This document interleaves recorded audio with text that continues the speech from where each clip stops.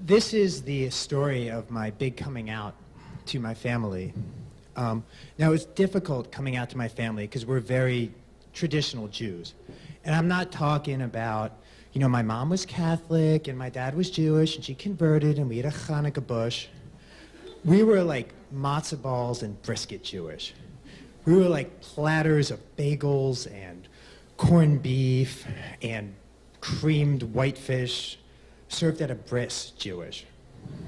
My mom's family survived the Holocaust. My dad's family barely escaped the pogroms in Russia. My last name even has Baum with a bunch of impronounceable consonants beforehand. We're very Jewish. Now, you can probably tell from the food references that this is not the story of me coming out and telling my family that I like men. This is the story of me coming out as a vegetarian. Now, to give you some idea how important meat is to my family, if you go up Florida Avenue about 12 blocks, you will come to Leon Dekelbaum and Sons Incorporated, wholesale meat distributors. I am Leon Dekelbaum. My grandfather had started that business. Now, meat wasn't just a culinary option or a luxury for my family. Meat was a way of life. Meat was a metaphor for all the suffering that the Jews had endured throughout their history. We ate meat because Hitler would not want us to eat meat. Every roast beef sandwich was a brick that was pulled out of the crematoriums in Auschwitz. Every piece of turkey soaking in gravy was a shield that protected my ancestors from the Cossacks. And every globule of fat glistening off of every thick, juicy piece of steak was an opus praising the bravery of the Warsaw Ghetto Uprising. My family had a rampant and torrid love affair with all things dead, cooked, and served on a platter with a side of kugel. Now, some of my earliest memories of my mom are her coming out of the kitchen with a platter saying, "Who wants to eat the pokey?" And my brothers would fight and snarl over it, and I thought, ugh, that's a chicken neck. The one traditional Jewish food I really liked was called kishka. And I was eating it, shoveling my mouth one day, and I was like, "Mom, what is this kishka?" And I spit out the minced intestine that she had been serving me. See, Jewish food, there's no Jewish meatloaf. There's no Bubby's hamburger helper. There's no Yiddish word for spam. All Jewish food is stuff like kreplech and knishelech and brisket and schmaltz and things that you really need a terrible cold to pronounce properly. Yeah. And I also grew up kosher. Now, if you don't know what kosher is this Byzantine sense of Jewish laws which dictates randomly what you can and can't eat. Like, you can have fish with scales, and your mammals have to have split hooves and regurgitate their food and eat it again and regurgitate it again. And to my mom, it seemed like the most rational, ordinary, normal thing in the world. She'd be like, "Ugh, a pig, they're gross, they're disgusting, who would eat that?" While she was shoveling a piece of gefilte fish into her mouth, which is just, basically it's a pureed turd of fish served in a mystery jelly. I have no idea. And the jelly's clear and flavorless. I have no idea what it is to this day. But my true hate affair with meat really began with kosher airplane meals.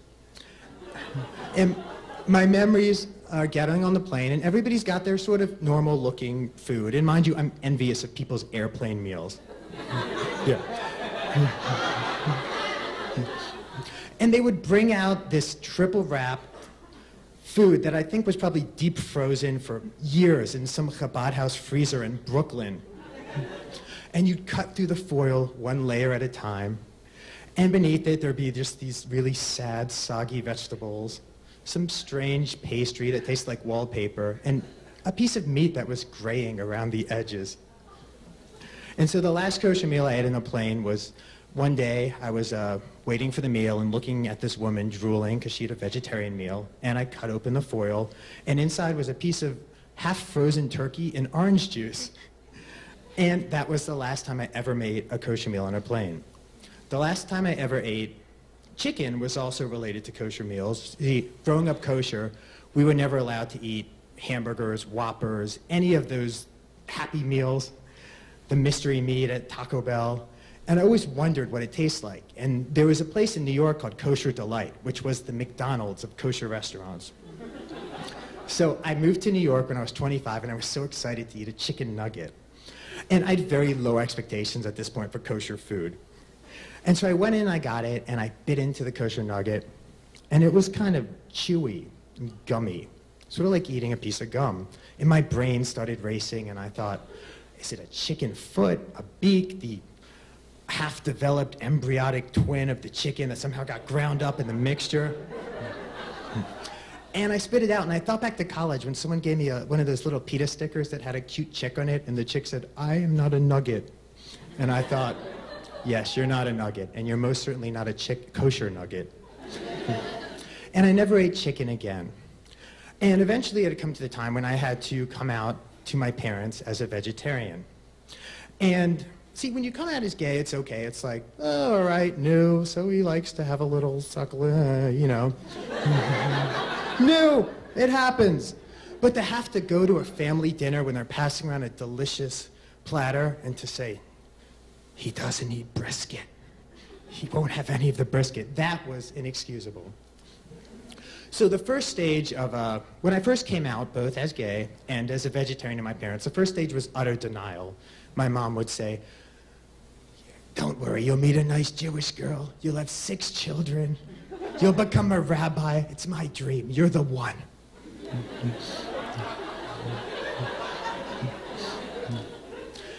And she would serve me chicken soup and say, "It's vegetarian. Just take the chicken and the meat out."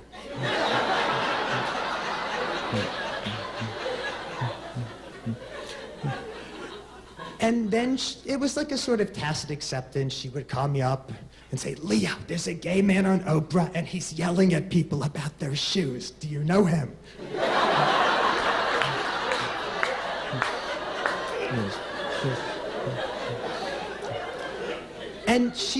And I'd come home for meals, and she would proudly bring out a kosher vegetarian meal and say, "I got it on sale. It's a little expired. It still tastes good." And I would sort of slice through it, indistinguishable from the box. And we would still have our festive meals, and I would get my side salad. And that's okay. And then gradually over time, it just turned into acceptance. She would call me up and say, "Leo, my friend Gertie Trackman has the perfect guy for you. He lives in California, but he loves his mother. He goes to synagogue. He sings in a gay choir. He loves his mother. And he dresses up like Barbara on the weekends."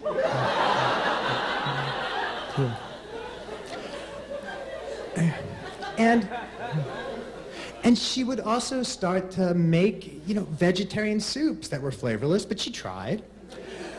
And learned foreign words like vegan. And she also, and they would go to vegetarian restaurants with me and my father, and she would choke down the food and say, "Oh, it's just as good as meat. It tastes even better. It's healthier. It's good for you. It's good. Norman, isn't that just as good?" And my father, who long ago had been robbed of his ability to have an opinion of his own, which did not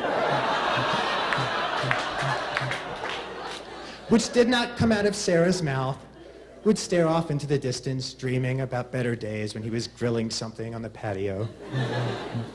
And I think what it comes down to is we all have our grandiose dreams in life and the way we want the world to be, but eventually over time, you learn to just accept the small victories in life and embrace them and sort of reshape your dreams. And I mean, I had a brother who was a crack addict who stole from them. So I'm a homo who doesn't eat meat. No, it's a bad joke. No. Okay. Got it? Okay. And so my mother, she finally realized 2 things. One, that made it okay. One, I was never going to date. They were never going to get to sit in front of a sumptuous beef platter at my wedding, and my father was never going to get to dance with my bride. But I would also never date a shiksa. And a shiksa, okay. Done? Okay. Wrap it up? Can I finish? All right. Okay. And the second thing is that I will never let a piece of bacon touch my lips.